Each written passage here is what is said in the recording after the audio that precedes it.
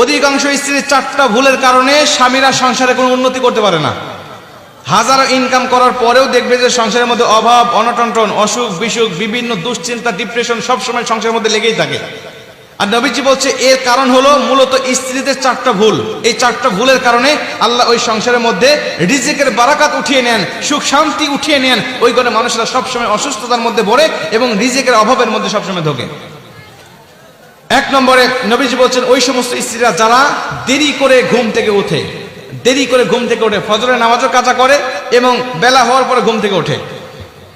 নবীজি বলছেন যেই ঘরের স্ত্রীরা নামাজের আগে, ফজরের নামাজের আগে ঘুম থেকে উঠবে, নিজে নামাজ পড়বে, স্বামীকে জাগ্রত করবে এবং নামাজ পড়ার পরে ঘর সংসারটাকে খুব সুন্দর করে সাজাবে, গোছাবে, আল্লাহ পাক ওই সংসারের মধ্যে রহমত বর্ষণ করতে থাকবে, বাড়ি ধারা বর্ষণ করতে থাকবে। কারণ সে গোছালো, সে নামাজ পড়েছে, সে সকালটা শুরু করছে আল্লাহ পাকের ইবাদত দিয়ে। আর নবীজি বলছেন আমার উম্মতের জন্য ফজরের নামাজের পরের সময়টা এত বরকতময় করে দেওয়া হয়েছে, ওই সময় যারা যেটাই করুক না কেন ওই কাজের মধ্যে আল্লাহ সফলতা দান করে। আপনি ফজর নামাজের পরে নামাজ পড়ে কৃষি মাঠে চলে গিয়েছেন, আল্লাহ ওই কৃষি মাঠের মধ্যে বরকত দান করবে। চাকরি স্থলে চলে গিয়েছেন, আল্লাহ বরকত দান করবে। ব্যবসা পরিচালনা চলে গিয়েছেন, আল্লাহ সেখানে বরকত দান করবে।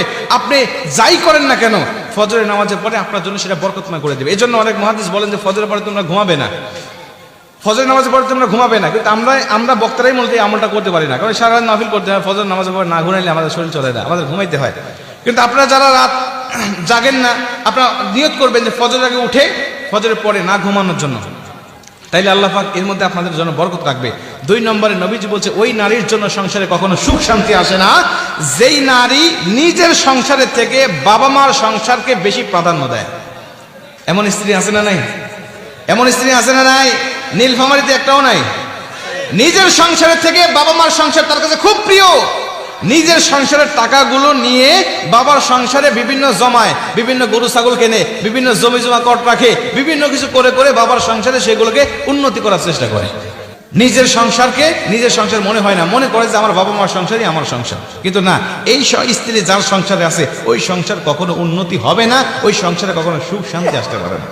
মুসলমান ভাইরা আমার 3 নম্বরে নবীজি বলেন ওই স্ত্রী যার ঘরে আছে ওই ঘরে কখনো উন্নতি হবে না যেই ঘরের স্ত্রীরা স্বামীর সম্পদকে হেফাজতে রাখতে জানে না, স্বামীর সম্পদগুলো গুছিয়ে রাখতে জানে না। ওই ঘরে কখনো রহমত বর্ষণ হয় না, ওই ঘরের মধ্যে কখনো রিজিকের অভাব দূর হয় না।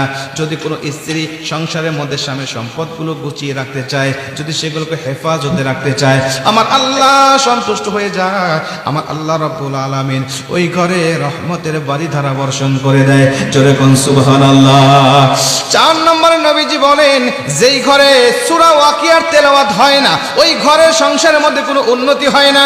নবীজি বলেন যেই ঘরে মাগরিবের নামাজের পরে সূরা ওয়াকিয়ার তেলাওয়াত হতে থাকে আল্লাহ পাক ওই ঘরের মধ্যে রহমতের বর্ষণ বারিধারা বর্ষণ করতে থাকে।